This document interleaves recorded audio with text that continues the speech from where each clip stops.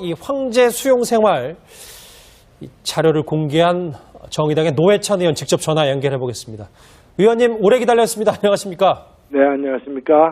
여기서 쭉 얘기가 나온 게 뭐냐면요. 그 재판이 매일 거의 뭐 일주일에 4번이나 있으니까 변호사 접견을 저 정도로 할 수 있다. 그게 뭐 황제냐라는 부분 일각의 지적도 있더라고요. 이거에 대해서는 어떻게 생각하시는지요? 네, 제가 주로 지적한 것은 그 변호사 접견 문제가 아니고 예. 구치소장을 갖다가 그 열흘에 한 번꼴로 면담했다는 거죠. 예.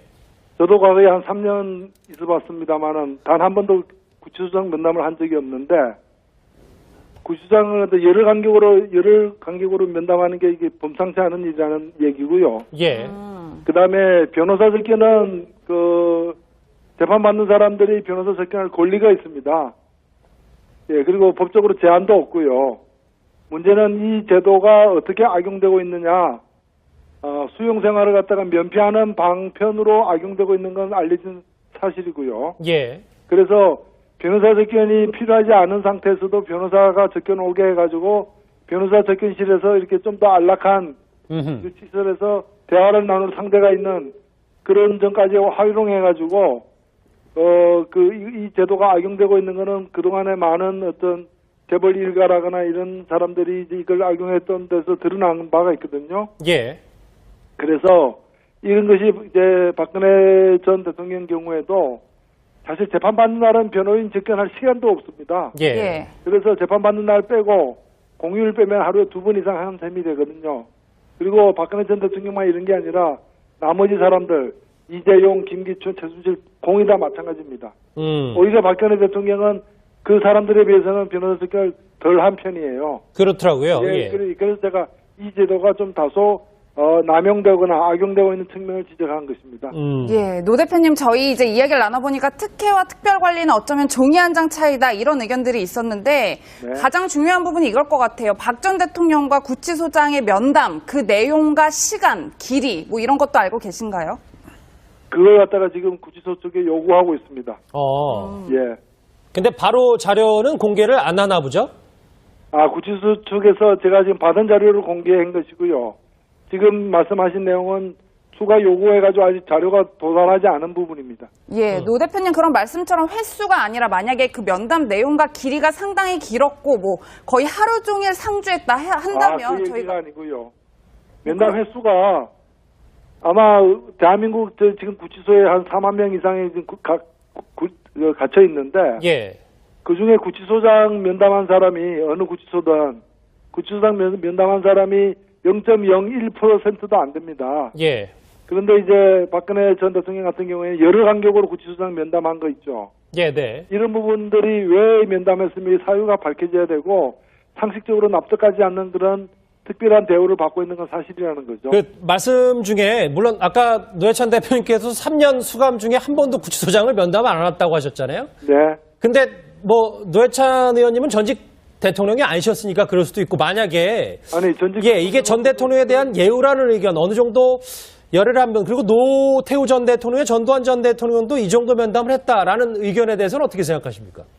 저는 누구든 법 앞에 만인이 평등해야 된다고 보고 예. 과거에 노태우 그 전두환 씨 같은 사람이 이렇게 했다 그래서 지금도 그것이 유지돼야 될 이유는 없다는 거죠. 노 대표님 그렇다면 그리고 나는 왜 이 면담이 필요한지 납득이 안 가요. 왜 구치소장을 만나는지에 대해서 이해가 안 가신다. 그렇죠. 예. 왜 만나야 되죠? 뭐 그렇다면 만약에 뭐 특별 관리 차원에서 뭐 10분에서 15분 정도 열흘에 한 번꼴로 면담이 있었다 가볍게 뭐 이 정도여도 특혜라고 지적해야 되는 건가요 저희가? 구치소에서 생활해 본 사람은 아는데 예. 이런 면담 자체가 일단은 이 면담하기 위해서는 자기 그 좁은 저기 수용돼 있는 시설에서 나와야 되고요. 예. 나오고 또 그걸 또 한참 또 걸어가야 되고 이런 것들이 다 특혜예요. 예. 그 자체가 특혜예요. 예. 그건 그 안에 들어가서 갇혀본 사람은 다 알고 있는 내용들입니다. 알겠습니다. 가서 또 면담하면서 차 한잔 마시고 누가 합니까? 그 면담하면서 어디 지나갈 데 없습니까? 전화 한 통 하시죠라고 했는데 어떻게 합니까? 그래서 이런 부분에 대해서 제가 그 면담했을 때 누가 배석이 있는지 면담 사유가 무엇이고 그 기록이 있으면 달라라고 요구까지 하고 있는 거죠. 예. 그러니까 그 시간만큼은 잠깐 석방된 느낌을 줄 수 있는 그것도 특혜다 이런 말씀이시군요. 당연하죠. 그래서 비싼 돈을 들여가지고 변호사를 사가지고 예. 별로 변호사와 논의할 일이 없는데도 불구하고 변호사로 하여금 그 변호인 접견을 신청하게 해가지고 변호사하고 하루 종일 이렇게 소파에 앉아가지고 이렇게 얘기 나누는 그런 걸로 소위라는 사람, 그걸로 징역을 대신 살고 있는 사람들이 수태에 지금 발견된 거 아닙니까? 알겠습니다. 의혹, 이 논란을 최초로 제기한 노회찬 정의당 의원 직접 연결해서 말씀 잘 들었습니다. 의원님 고맙습니다. 네, 감사합니다. 얘기를 쭉 들어봤는데 본인이 이제 수감 경험을 많이 비춰서 얘기를 하시는데 여기도 뭐 물론 계시긴 하시니까. 글쎄, 이현정 의원님, 네. 이게 그러니까 약간의 석방의 느낌을 주는 듯한 것도 문제고 노태우 전 대통령, 전두환 전 대통령이 그랬다고 해서 이거를 또 구치소장을 열흘 한번 만나는 것도 큰 문제다. 예우도 아니다라고 주장을 하고 있습니다. 그래서 이제 뭐 그런 면에서 따지자면 특혜라고 이야기를 할 수 있는데 또 구치소장의 좀 권한이 또 있지 않습니까? 책임도 있고. 자, 그렇다면 구치소장의 책임과 권한이라는 측면에서 본다라면 구치소장이 예를 들어서 그 구치소 내에서의 어떤 안정이라든지 또 예를 들어서 수용자에 대한 어떤 여러 가지 그 어떤 통제 권한이라든지 이런 것 범위 내에서 예를 들어서 박 전 대통령 같은 경우는 사실은 이제 국민적 관심사가 됐기 때문에 구치소장이 예를 들어서 그 사람에 대해서 한 달에 2번씩 만나서 좀 건강 상태를 물어본다든지 또 이런 것들을 이야기하는 것 자체가 이것 자체도 다 문제냐 이렇게 이야기를 하면 구치소장 또 있을 필요가 없죠. 솔직히 이야기해서. 그래서 구치소장의 그만한 권한 정도는 저는 있지 않겠는가. 예를 들어 구치소장이 뭐 정말 안에서 특별한 뭐 이 불법행위를 했다는 이러면 모르겠지만 그 범위 안에서 한다라면 그것 자체를 또 문제 삼는 것도 하나의 또 저는 월권이지 않나 싶습니다. 예. 박 전 대통령이 이제 서울구치소에서 황제 수감을 하고 있다는 주장이 제기가 됐는데요. 구속된 이후에 147일 동안 한 번 더 많더군요. 148번, 148번 또 8번의 변호인을 접견을 하고 일반 수감자의 5배에 달하는 뭐 독실을 사용했다. 이런 뭐 주장이 나오더라고요. 우선 이거 뭐 정의당의 노회찬 의원께서 이제 제기한 문제인데 뭐 제기할 수 있는 문제라고 생각을 합니다. 그런데 이제 저는 뭐 완벽한 분석은 안 이루어졌다고 봐요. 이게 뭐냐면 첫 번째로 독방 수용의 문제인데 네.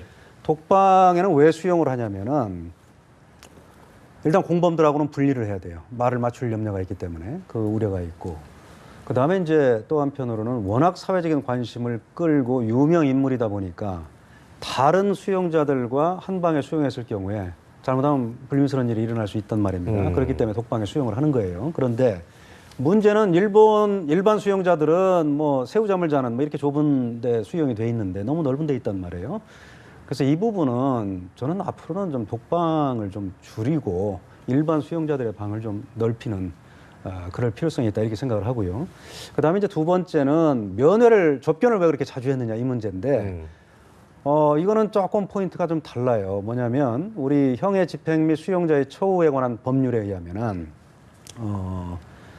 지금 박근혜 전 대통령 같이 아직 형이 확정되지 않은 수용자를 이제 미결 수용자라고 하는데 네. 미결 수용자와 변호인이 접견하는 거는 시간하고 횟수에 제한을 둘 수가 없습니다. 그게 이제 법률에 그렇게 아예 규정이 돼 있어요.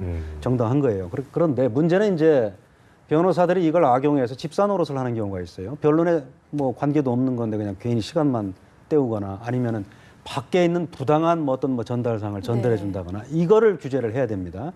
그거 외에는 지금 이런 변호인과의 접견은 횟수만으로는 뭐 그걸 규제할 방법이 없고 규제해서도 안 돼요. 그러니까 접견 오히려 자체를 많이 했다는 건 문제가 되는 거 문제가 안 아니에요? 됩니다. 그렇기 때문에 법무부에서도 법률적으로 문제가 되는 일은 하지 않았다 이렇게 주장을 하는 거고요. 그 말이 맞다고 봅니다. 그리고 다만 이 부분은 어떻게 보면 제가 굳이 표현을 하자면 이건 하향 평준화를 할 일이 아니에요. 다른 재수자들에 대해서도 오히려 변호인과의 접견을 많이 보장을 해줘야 돼요. 근데 이제 문제는 그러면 경제력이 충분치 않은 사람은 어떻게 할 거냐? 그건 국가에서 해결을 해줘야죠. 그 부분은 결국은 뭐 재원 마련의 문제, 또 뭐 인력 확충의 문제입니다. 그래서 해줘야 될 문제고, 그 다음에 특히 이제 65세 이상의 노령자, 그 다음에 여성에 대해서는 뭐 신체적인 조건 또는 뭐 심리적인 이런 걸 세밀하게 관찰을 해서 특별한 보호를 하도록 법에 규정이 돼 있어요. 그렇기 때문에 이것도 구치소에서 물론 뭐 박근혜 전 대통령에 대해서만 계속 면담을 하고 뭐 혹시 뭐 불편한 점이 없는지 이런 걸 뭐 점검을 하고 이거를 했다면은 그거는 문제예요. 다른 재수자들에 대해서는 안 해줬으면은. 그러니까 이거는 전체적으로 상향 조정을 해줘야 될 문제지. 예. 지금 박근혜 전 대통령에 대해서는 이렇게 해줬으니까 해주면 안 된다. 그것도 하지 말아야 된다. 이렇게 갈 일은 아니에요. 네, 알겠습니다. 알겠습니다. 자, 박 전 대통령의 구속 만기가 오는 16일입니다. 그렇습니다. 구속 연장이 좀 될 것으로 보십니까? 굉장히 조심스러운 문제인데요. 지금 뭐 영장 처음에 구속영장에 포함되지 않은 혐의 사실이 지금 2개 있어요. SK의 뇌물을 요구한 부분, 그 다음에 이제 롯데에서 이제 뇌물을 추가로 네. 받은 부분인데 지금 변호인들의 주장에 의하면 이 부분은 이미 심리가 충분히 이루어졌다. 그러니까 추가로 구속영장을 발부할 사유가 없다. 이렇게 주장을 하는 거고 검찰 입장에서는 지금 뭐 우리가 증인을 대폭 철회를 했음에도 불구하고 앞으로도 수십 명이 남아 있다. 지금 이 상태에서 석방이 된다면은 뭐 출석 안 하거나 뭐 증거를 인멸할 우려가 있다. 지금 이런 생각이거든요. 그런데 이 부분은 저는 그렇게 생각합니다. 개인적으로는 좀 구속 영장을 재발부할 필요성이 있다고 봐요. 그동안 계속 출석을 거부한 점도 있었고, 그 다음에 검찰이 기소를 하면은 무죄율이 사실 5% 이내예요. 지금 18가지 혐의인데, 뭐 대량 무죄가 난다 하더라도 일부 사실만 인정돼도 실형을 면하기는 어려운 사건입니다. 이 사건은. 그런데 박 전 대통령 개인적인 입장에서 볼 때도 석방이 됐다가 실형이 선고되면 다시 수감이 돼요. 그건 뭐 더 괴로운 일이거든요. 그렇기 때문에 재판부에서 하여튼 뭐 이런 여러 가지 점을 고려해서